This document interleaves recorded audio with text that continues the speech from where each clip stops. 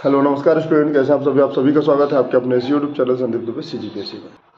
Finally maths में percentage का एक चैप्टर आ गया है। दूसरा चैप्टर में लगभग ऑलमोस्ट जितने भी प्रश्न हैं जो एग्जाम में आते हैं, रिपीटेड प्रश्न है, उसको कंप्लीट करने का कोशिश करेंगे। अच्छे अच्छे प्रश्नों का संग्रहण है, आप अपने एग्जाम के बिहाफ में इसको बहुत ही इंपॉर्टेंट मान सकते हैं।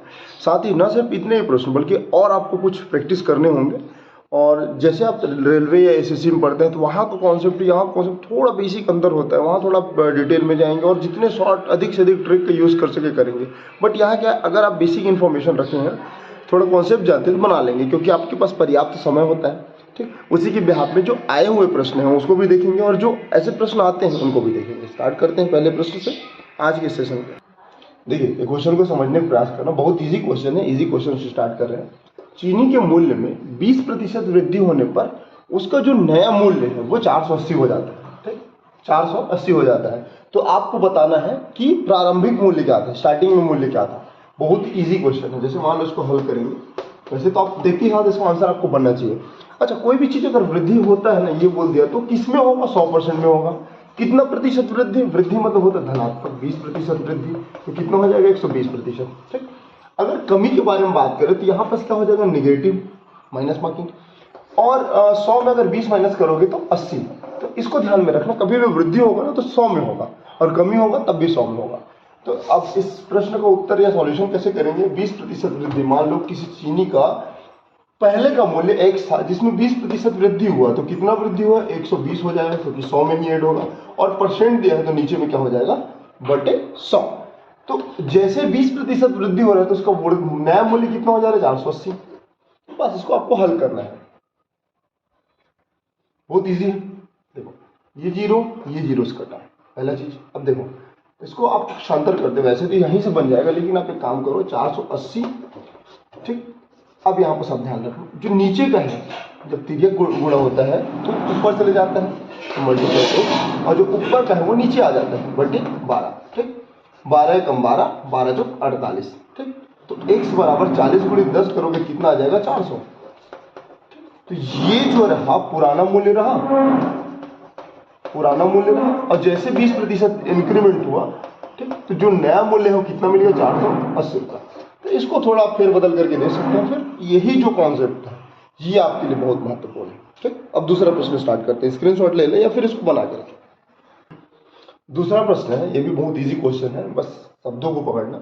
किसी भी अंक का 32% कितना है, 800 है, तो उसी अंक का 15% कितना होगा। अब देखो यहाँ पर ये चीज नहीं बताया गया कि अंक कितना है, ना बढ़ा है या घटा है, ये बताया गया है। तो मान लेते हैं कोई भी संख्या है, कोई भी अंक है, ठीक, वो अपने आप में x है। ठीक, अब वो किसी भी अंक का 32%, तो यहाँ आप गुणा करना 32 से, ठीक, प्रतिशत। जैसे आप प्रतिशत को हटाएंगे तो क्या हो जाएगा बेटा, 100। तो किसी भी संख्या का 32% कितना है, 800 बराबर 800। बस आपको इतना ही समझना है। अब देखो तिर्यक मल्टीप्लाई, फिर से वही काम कर दो, x को लिखो, 800 यहां लिखो, तिर्यक मल्टीप्लाई में 100 ऊपर चले जाएगा। देखो ये फ्रेशर के लिए ना बात, बाकी जो बहुत बार पढ़ चुके हैं जिनको कैलकुलेशन बहुत आसान है, तो देखते साथ इसका आंसर आ जाएगा, बटे 32। तो डिवाइड करो, 8 चूक 32, 8 एकम 8, ठीक है, 4 एकम 4 और 4 25 100। तो यहां पर x का वैल्यू 25 में 100 को गुणा करोगे कितना आ जाएगा, 2500। तो जो संख्या था, जो अंक था वो कितना था, 2500। अब क्या बोल रहा है, जो संख्या था उसका 15% कितना होगा। तो बहुत आसान है, यहाँ पर जो संख्या है 2500, उसका आपको 1500 निकालना है, मतलब 15% निकालना है। प्रतिशत मतलब 100, एक शून्य कटा, एक शून्य कटा, एक शून्य कटा, एक शून्य कटा, ठीक है। 15 पंचे 75 के रिश्ते 7, 15 दूनी 30 और 7 को जोड़ोगे तो 37। इसका उत्तर क्या हो जाएगा, 387। ठीक, सॉरी 375। क्या किया, कोई भी संख्या मान लो संख्या x है, वो अपने 32% किसके बराबर है, 800 के बराबर है, वही किया, निकाले तो वो संख्या कितना निकला, 2500। 2500 को 15% निकाले तो कितना आ जाएगा, 75, 375। ठीक, आगे बढ़ते। मैं प्रश्न पढ़ के बता रहा हूँ, प्रश्न को थोड़ा ध्यान से समझना। जिस प्रश्न को अगर, इस प्रश्न को अगर थोड़ा भी समझ गए तो बहुत आसान है, नहीं तो थोड़ा दिक्कत होगा। ठीक, एक ऑफिस है जिसमें 40% महिला है। ठीक, क्वेश्चन के अकॉर्डिंग एक मान लो ऑफिस बना देते हैं, जिसमें 40% महिला लिख देते हैं। कुल स्टाफ का, कुल जितने भी वहाँ पर कर्मचारी हैं उसको 50% पुरुष मेल जिसको लिख देते हैं, और 70 लोग ना, यहाँ पर प्रतिशत नहीं, यहाँ प्रतिशत है, ठीक, 50%, जबकि जो महिला है वो 70 है, ठीक, ये नंबर में है, ये प्रतिशत में है, तो 70% महिला विवाहित है। तो आपको बताना है कि उस पूरे स्टाफ में, उस पूरे ऑफिस में कितने लोग अविवाहित हैं, चाहे वो महिला रहे या पुरुष। ठीक, मान लो एक ऑफिस है, मान लो मोटा मोटा ये यहाँ की जो जनसंख्या है, यहाँ जो कर्मचारी काम करते हैं उनकी संख्या 100 मान लेते हैं। 100 में प्रश्न में लिखा है कि 40% महिला है, तो अगर 40% फीमेल है तो मेल कितना प्रतिशत होगा? 60% होगा कि नहीं? आप इसको बताइए। होगा, बिल्कुल आसान है। ठीक, क्या बोला, एक ऑफिस में 40% महिला है, कुल 100 लोग हैं, तो 40 महिला तो 60 कितना हो जाएंगे? पुरुष हो जाएंगे। अब प्रश्न की दूसरे कड़ी में चलते हैं, क्या लिखा है? कुल स्टाफ तो 50% और 70 महिलाएं विवाहित हैं। ठीक, अब एक बात बताइए, 40% महिला है, 40% लिखो यहाँ पर। ठीक, ये फीमेल के लिए मैं बात करता हूँ, ये विवाहित ना, विवाहित, विवाहित।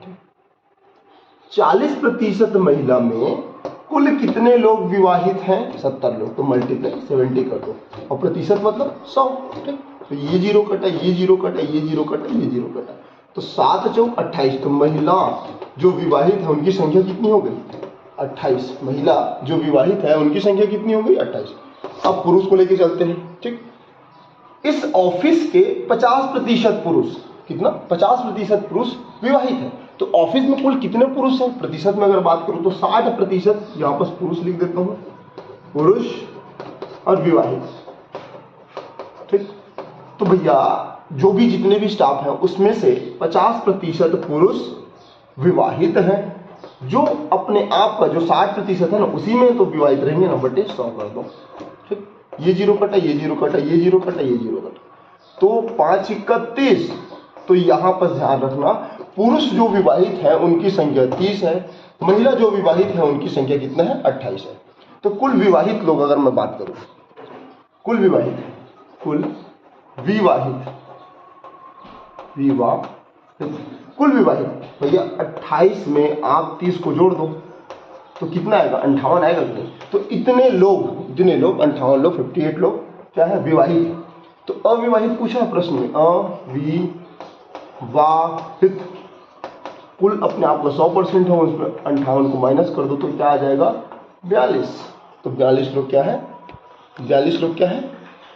अविवाहित। एक बार फिर से समझाने का प्रयास करता हूँ।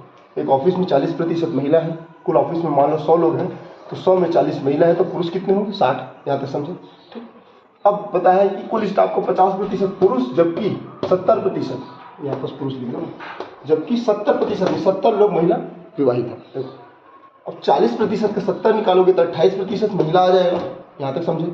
और 60, अपने आप में कोई चीज़ 60 है, मतलब महिलाओं के, पुरुषों की संख्या 60% या 60 बचा हुआ है, तो 60 में 50 का मल्टीप्लाई कर दोगे तो कितना आ जाएगा? 30 आ जाएगा। ये विवाहित है।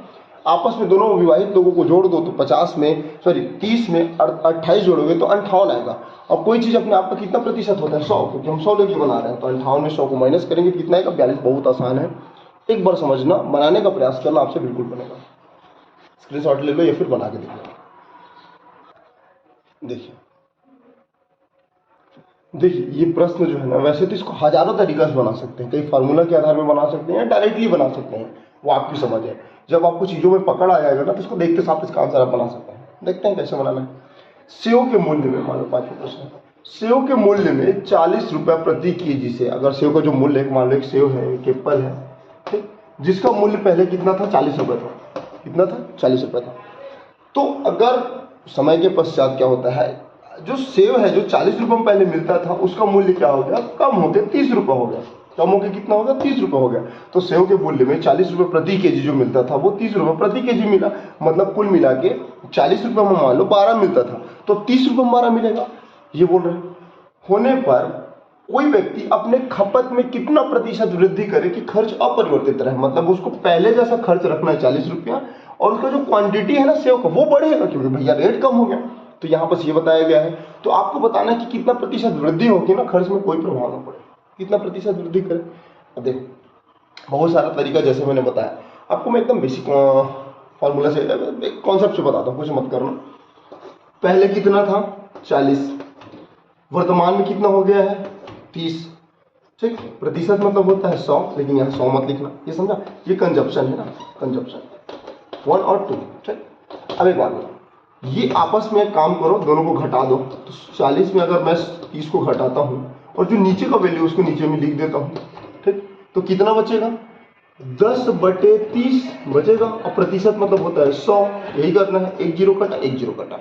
अब 100 को 3 से भाग दे दो, 100 को किससे भाग दे दो 3 को, तो 33 से ही 1/3 आएगा।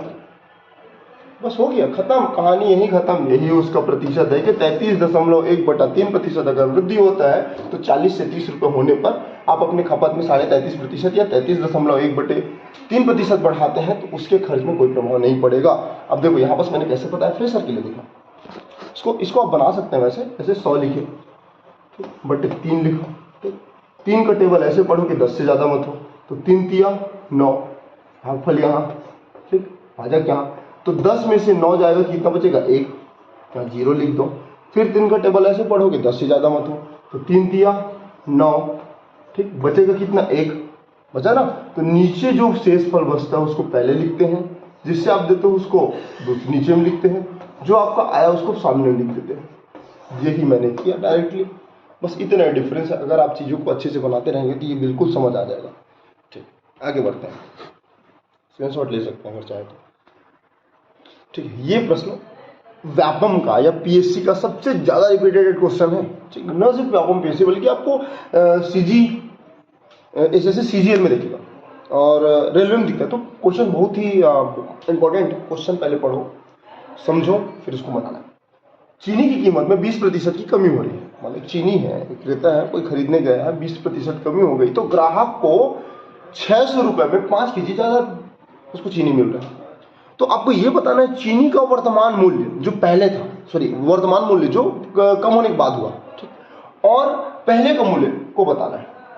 20% कमी होने से पहले का मूल्य और 20% कमी होने के बाद का मूल्य, मतलब नया और पुराना मूल्य को बताना है। फॉर्मूला पकड़ते हैं, उस फार्मूला को ध्यान में रखना, याद रखना, और यहां से आपको इसको बनाना है। नया मूल्य निकालने का, चलो नया मूल्य देखते हैं। नया मूल्य निकालने का एकदम बेसिक फॉर्मूला है रुपए पैसा, ठीक, क्या बोला, रुपए, फिर प्रतिशत बटे 100 गुणित, ठीक, क्या बोला, रुपए प्रतिशत गुणित 100 बटे क्वांटिटी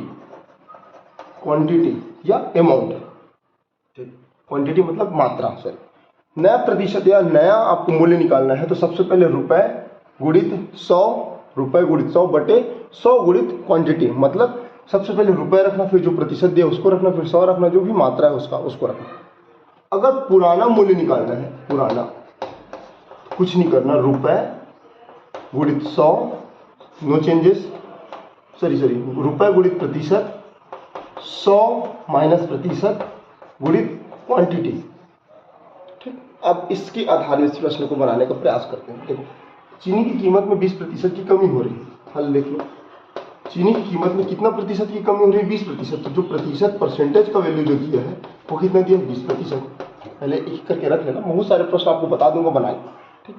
होने पर ग्राहक 600 रुपए में, तो ये अमाउंट हो गया ना, रुपए हो गया, तो 600 रुपए में तो रुपए लिख दूं या बगल में अमाउंट लिख दूं, तो 600 रुपए में मतलब 600 वैल्यू दिया है, ठीक। 5 kg अतिरिक्त, मतलब जो क्वांटिटी है, क्वांटिटी मतलब क्या लिखा, क्वांटिटी मतलब क्वांटिटी मात्रा, क्वांटिटी में कितना प्रतिशत की वृद्धि हो रही है, 5 kg। तो आपको निकालना है इसका नया मूल्य और पुराना मूल्य, इतना ही आपको डाटा दिया है और इतना ही देंगे ना, इसी के आधार में आपको बनाना है। तो नया मूल्य फॉर्मूला कौन सा, ये वाला, आपको लिखूंगा नहीं, देखो रुपए कितना दिया है 600, बिल्कुल, प्रतिशत कितना प्रतिशत, 20%, ओके, 20% हो गया, बटे 100 मल्टीप्लाई क्वांटिटी, कितना क्वांटिटी, कितना मात्रा है, 5 kg दिया है ना। देखो 1 0 काटा, ठीक, 1 0 काटा, ध्यान रखिए, 5 एकम 5, 60 बचा, 5 एकम 5, 1 बचा, 5 दूनी 10। तो नया मूल्य कितना हो जाएगा भैया, ये 12 है, ये 2 है, तो 12 दूनी 24, 24 रुपए इसका, हर एक केजी में 24 रुपए इसका वैल्यू होगा नया 20% कमी होने के बाद। कितना हो गया? 24 रुपए। समझ आया? तो नया मूल्य क्या हो गया कि 24 रुपए इसका नया मूल्य होगा। बिल्कुल ये फॉर्मूला को ध्यान में रखना, रुपए इंटू प्रतिशत गुणित 100 बटे क्वांटिटी इंटू क्वांटिटी। और जैसे पुराना मूल्य होगा तो 100 में ना प्रतिशत, जो भी प्रतिशत जैसे 20% दिया है वो माइनस हो जाएगा। यहाँ तक अगर नोट कर लिए होंगे तो इसको मैं मिटाता हूँ और इसी के साथ मैं उसको बनाने का प्रयास करता हूँ। ठीक, तो देखो अब इसको बस थोड़ा यहाँ चेंज करेंगे अपन, इसको बाकी जो है उसको रहने देते हैं। अब देखिए यहाँ पर पुराना मूल्य अगर मैं बात करूँ, पुराना पहले, अभी देखो वर्तमान नया मूल्य तो 24 रुपए है, नया मूल्य तो 24 रुपए है, इसी कारण हमको 20% कमी होने पर 5 केजी अतिरिक्त मिल रहा था। तो पुराना मूल्य कितना होगा ये भी तो जान लेते हैं। देखो रुपए कितना है? 600। ठीक, प्रतिशत कितना है? 20% बटे 100 में आपको 20% को घटाना है, माइनस करना है, मल्टीप्लाई जो क्वांटिटी कितना केजी बढ़ोतरी या कमी हो रही है? 5 केजी बढ़ोतरी हो रही है। तो पहले 600 गुणित 20 गुणित 80 मल्टीप्लाई 5। ठीक है, तो कैसे निकालेंगे? एक जीरो कटा, एक जीरो कटा। ठीक, 2 एक कम 2, 2 चौक, एकदम फ्रेशर के लिए ना आप इसको जल्दी से बना सकते हैं। 20 चौक 80 भी हो सकता है। अब देखिए 4 एकम 4, 4 एक कम 4, 2 बचा, 4 पंचे 20, इतना हो गया। और 5 का मल्टीप्लाई 5 से कर दो, 500, 250 मतलब 250, 5 एकम 5, 5 पंचे 25।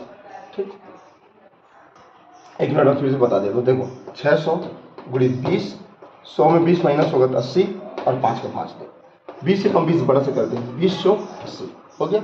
5 के गुणे 4 से कर दो तो 5 दूनी 5 चौक 20 आएगा नीचे में, ये जीरो कटा, ये जीरो कटा। और 2 को 60 से अगर डिवाइड करोगे, 2 को अगर 60 से डिवाइड करोगे कितना आएगा? 30। तो देखिए 30 रुपए पहले जो इसका मूल्य था जो 30 रुपए था, और जैसे 6 रुपए कम हुआ मतलब 20% कम हुआ तो कितना हो गया? 24 रुपए हो गया। तो ये नया और पुराना मूल्य है। तो ऐसे ही प्रश्न आपको देखने मिलेंगे। ठीक, एक बार इसको ध्यान से देख लो, इसी की व्याप में एक दूसरा क्वेश्चन बताते हैं।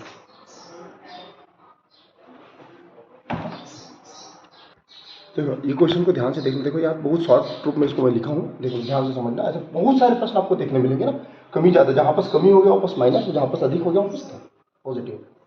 दाल के भाव में 20% कमी हो जाने पर, ठीक, दाल के भाव में 20% कमी हो जाने पर उसका जो मूल्य 480 रुपये में 6 केजी अधिक दाल मिल जाता है। तो दाल का नया और पुराना मूल्य निकालना है। तो नया मूल्य क्या होता है? नया मूल्य बराबर, ठीक, अमाउंट मतलब रुपए गुणित परसेंटेज प्रतिशत, उसके बाद 100 गुणित क्वांटिटी मतलब उसका जो मात्रा है। अमाउंट कितना है? 480 रुपये। प्रतिशत कितना है? 20% बटे 100, और क्वांटिटी कितना? 6 केजी ज्यादा मिल रहा है। ये जीरो, ये जीरो, ये जीरो, ये जीरो, 6 को 6 और 6 अट्ठे 48, और 8 में 2 को मल्टीप्लाई करोगे कितना आ जाएगा? 16 रुपये। तो इसका जो नया मूल्य है ना वो कितना हो जाएगा? 16 रुपये। और नया मूल्य कैसे निकालते हैं? पुराना मूल्य, पुराना यहाँ पर लिखो, कुछ नहीं करते, माइनस बस होगा। क्या हो जाएगा?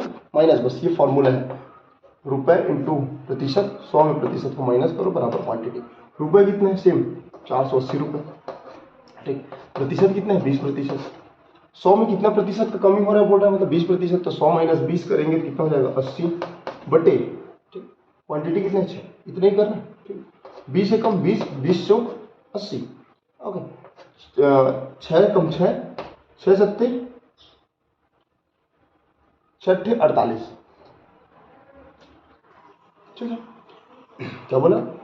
20 से कम 20, 20 चौक 80, 4 कटा, 6 कम 6, 6 अट्ठे 48, 80 बटे 4 हो जाएगा, 80 बटे 4, 4 कम 4, 4 दूनी 8। तो पुराना मूल्य कितना हो गया? 20 रुपये। जैसे पुराना मूल्य 20 रुपये था, 20% की कमी हुई तो 6 केजी अतिरिक्त मिला, तो नया मूल्य क्या हो गया? 16 रुपये। और ऐसे बहुत सारे प्रश्न आपको देखने मिलेंगे, आप एक बार प्रैक्टिस करना। और ये ऐसे प्रश्न है ना जो बार बार रिपीटेड होते हैं, ध्यान में रखना है प्रश्न। आगे बढ़ते हैं, ये प्रश्न देखना, बहुत ज़्यादा अच्छा प्रश्न है, इसको आपको बनाने में अच्छा भी लगेगा।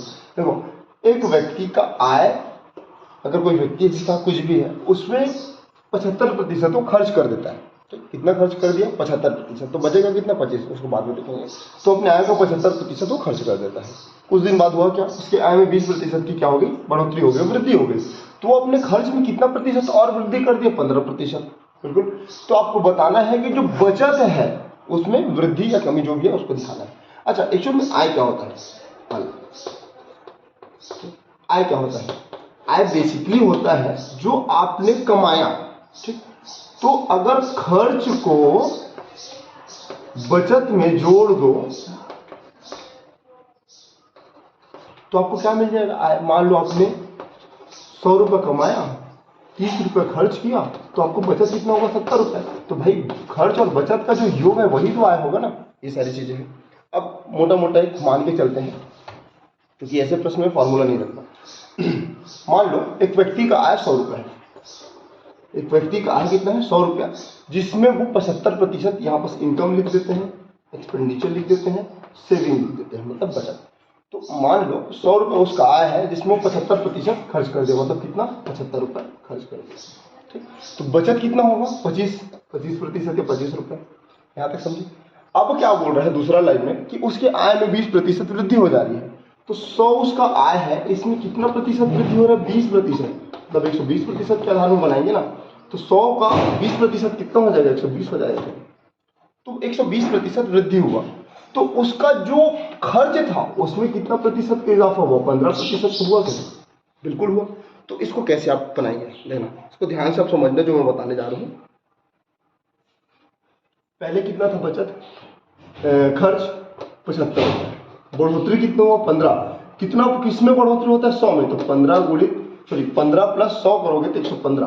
तो 115 मल्टीप्लाई 100 कर दो। बिल्कुल। 75 को 100 से डिवाइड करो। 25 दिया 75 और 2500 100। अब याद रखना, इसको मैं मल्टीप्लाई करके दिखा रहा हूँ। 5 दिया 15, हासिल को 1, 3 एकम 3 और 1 4 और 3 एकम 3, मतलब 115 को 3 से मल्टीप्लाई किया तो 345 आया बटे 4। 4 अट्ठे 32 बचा 2, 4 सिक्का 24 बचा 1 को आप पॉइंट करेंगे तो ये हो जाएगा 10। 4 दूनी 8 बचेगा 2, ठीक, 20 हो जाएगा। तो 4 पंचे 20। क्या बोला मैंने? बहुत इजी कॉन्सेप्ट है आपको, या फिर मैथ जो आपको कैलकुलेशन करना है उसको क्या करना है? 75% में 15% बढ़ोतरी होगा तो 100 में ही होगा। तो 75 गुणी 115 करना बटे 100 करना, और जैसे इसको मल्टीप्लाई करोगे, भाग करोगे, डिवाइड करोगे तो आपको मिलेगा 86.2/5। ठीक है, क्या लिखा? 86.2/5। तो जैसे ही इसमें 15% का उसके खर्च में वृद्धि होगा ना, तो वृद्धि होगा 86.2/5। अब 100 में 86.2, देखो अब 120 रुपये कमा रहा है, 86.2/5 खर्च कर रहा है, तो बचेगा कितना? 120 में 86.2/6 अगर आप माइनस करोगे वही तो उसका सेविंग होगा ना। तो ये कितना आएगा भैया? ये आएगा 33.75। करके देख लो, 120 में 86.25 को तो कितना आएगा? 33.75।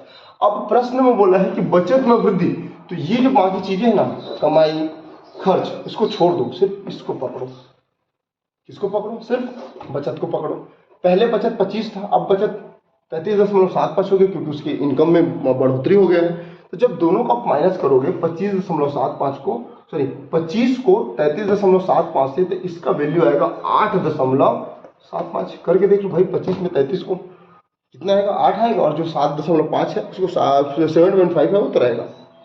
ठीक, यहां तक समझे? अब एक काम करना, प्रतिशत निकालना है ना आपको। पहले कितना था? 25, नीचे में लिख दो।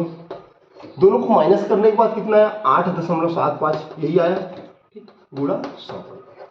25 से कम 25, 2500 100, 2500 का। अब इसको यहाँ मल्टीप्लाई कर दो। 4 पंचे 20, हासिल को 2 कैरी, सॉरी हासिल को 2, ठीक।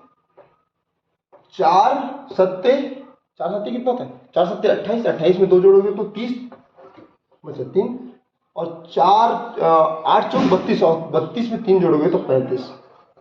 तो क्या होगा? 35% इसका बचत होगा। जब उसके आय में 20% इजाफा होता है, आय के साथ खर्च में 15% की वृद्धि होती है, तो उसका जो सेविंग है, जो सेविंग बचत में वृद्धि है, वो कितना होगा? 35%।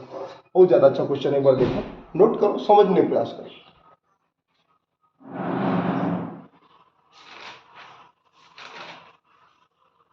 देखो ये थोड़ा भी कॉम्प्लिकेटेड लग रहा होगा। उसी के साथ एक ऐसा क्वेश्चन बता देता हूँ जो आपको पढ़ने में मजा अच्छा लगेगा। जैसे मान लो एक स्कूल में लड़के और लड़कियां हैं जिसका अनुपात 3:2 है। इसको समझना ना, बहुत इजी है। यदि लड़कों में यदि वयस्क की संख्या, इसको आप लिख सकते हैं वयस्क की संख्या, या वयस्क कि मान लो कोई स्कूल है जिसमें 100 लोग हैं, जिसमें 3:2 में लड़की और लड़के हैं, ठीक।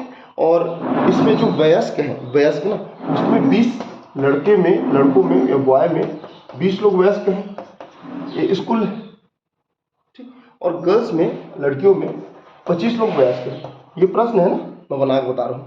तो आपको ये बताना है कुल इसमें कितने लोग अवयस्क हैं। बहुत ईजी है। मान लेते हैं स्कूल में 100 लोग हैं। कितना लोग हैं? 100 लोग हैं। 100 लोगों में बॉय 100 गुणित कितने बॉय हैं उसको निकालना है, कितने लड़के उसको निकालना है। तो अनुपात जो दिया है उसके आधार में निकाल सकते हैं।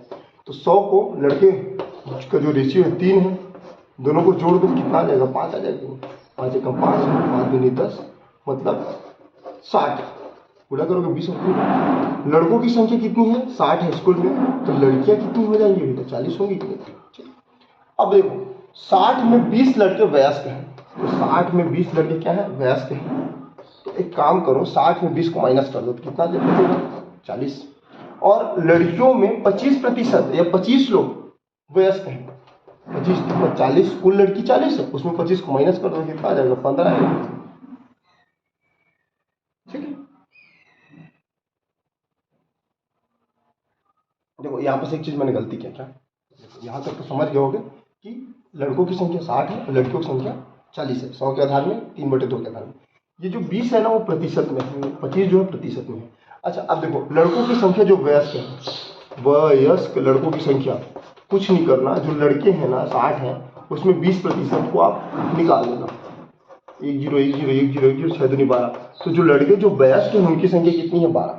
और यहाँ पर लड़कियों की तो लड़कियों की संख्या कितनी है? 40 है। ठीक है, कितनी है? 40 है। कितने प्रतिशत लड़कियां वयस्क हैं? तो 25%। बटे 100 कर दो। 25 से कम 25, 25 चौक 100, 4 एकम 4, 4 दम 40। तो कितना हो गया? 10। तो लड़के बॉय और गर्ल जो वयस्क है उनकी संख्या कितनी है? 12 में 10 को जोड़ दो। 12 प्लस 10 कितना हो जाएगा? 22। तो 22 लोग वयस्क हैं। वयस्क मैं आपसे पूछ रहा हूँ अवयस्क कितने हैं? अवयस्क कितने हैं? तो आप कुछ मत करना। 100 में 22 को माइनस कर दो, 78 मतलब 78। ये अवयस्क लोगों की संख्या है। देखो मैं क्वेश्चन बना के आपको बता रहा था, बस ऐसे प्रश्न भी आते हैं तो इसलिए देखना जरूरी है। चलो लास्ट प्रश्न देखते हैं। और ये प्रश्न सबसे इंपॉर्टेंट है पूरा सेशन में। देखो प्रश्न क्या है? ताजा फल में 68% पानी है। यदि सूखे फल में 20% पानी है तो 100 केजी अगर मैं सूखा फल खरीदता हूँ, क्या बोला? 100 केजी अगर मैं सूखा फल खरीदता हूँ तो उसमें कितने केजी मतलब कितना किलोग्राम क्या होगा? फल होगा और बाकी पानी है। मान लो आप तरबूज लिए तो भैया तरबूज में खाने का भी पार्ट रहता है लेकिन उसमें पानी भी तो भरे रहता है ना, तो उसी को लेके चलो। लेकिन जब वो ताजा रहता है तो पानी की मात्रा ज्यादा होता है। जैसे वो सूख जाता है तो पानी भैया उड़ जाता है, इवोपरेट हो जाता है या सूख जाता है, कुछ भी होता है, तो पानी की मात्रा कम होगा कि नहीं? तो ये चीज बता रहा है। अब देखो एक फल में क्या हो सकता है? एक फल में एक तो पानी हो सकता है और एक गुदा, अंदर में क्या हो जाएगा? गुदा हो सकता है। सूखा और कोई भी फल है, पानी और गुदा। ठीक। ताजे फल में कितना प्रतिशत पानी है? 68। तो कोई भी चीज अपने आप में 100% मान ले, तो 100% में 68% क्या है? पानी। तो 68% पानी मान लिया। ठीक। और शेष क्या बच जाएगा? गुदा। तो 32% क्या हो जाएगा? गुदा। इसी कारण लोग ताजे फल को ज्यादा प्रेफर करते हैं क्योंकि उसमें गुदा ज्यादा होता है। ठीक। जैसे अगर सूखा फल, अब फिर कुछ समय पश्चात ये फल जो है सूख गया तो उसमें पानी की संख्या क्या हो जाएगी? कम होगी कि नहीं? तो कितना कम हो गया? मान लो 20। तो गुदा कितना बचेगा? 100 में 20 माइनस होगा तो 80% गुदा बच जाएगा। ठीक है, आपको यहाँ तक समझ आया होगा। ठीक, अब कुछ नहीं करना है। अब एक काम करना, गुदा हमको गुदा निकालना है ना कि 100 केजी अगर सूखे फल ले रहे हैं तो 100 केजी सूखे फल में कितना प्रतिशत है, कितना केजी गुदा होगा। तो गुदा को पकड़ो, ये वाला पार्ट को पकड़ो जिसमें ठीक है उसका मात्रा, कुछ मत करना। 80 जो सेकेंड सूखा फल है, क्योंकि हमको सूखा फल के आधार में निकालना है, सूखा फल के आधार में निकालना है। 80 बराबर 32, 80 बराबर 32, एक बराबर कितना हो जाएगा? 32/80 गुणित 100 कर दो क्योंकि 100% के आधार में निकालना है। ठीक है, कुछ नहीं करना, गूदे फल में जो सूखा फल है उसको गूदे के पार्ट को पकड़ना और सूखा फल या ताज़ा फल के गूदे के पार्ट को पकड़ना और बगल में एक दूसरे के इक्वल कर देना। अब देखो 1 0 कटा 1 0 कटा, 8 एकम 8, 8 चौक 32। तो कुछ नहीं है, जो सूखा फल है जिसको आप 100 केजी खरीद रहे हो तो उसमें 40 केजी क्या होगा, गूदा होगा, और जो 60 केजी क्या होगा वो पानी होगा। ये इसका क्वेश्चन है, ये इसका सॉल्यूशन है। कैसा लगा सेशन बताइएगा। अच्छा लगे तो चैनल को सब्सक्राइब करिए, वीडियो को लाइक करना मिलता है। तब अगले वीडियो में, तब तक के लिए जय हिंद।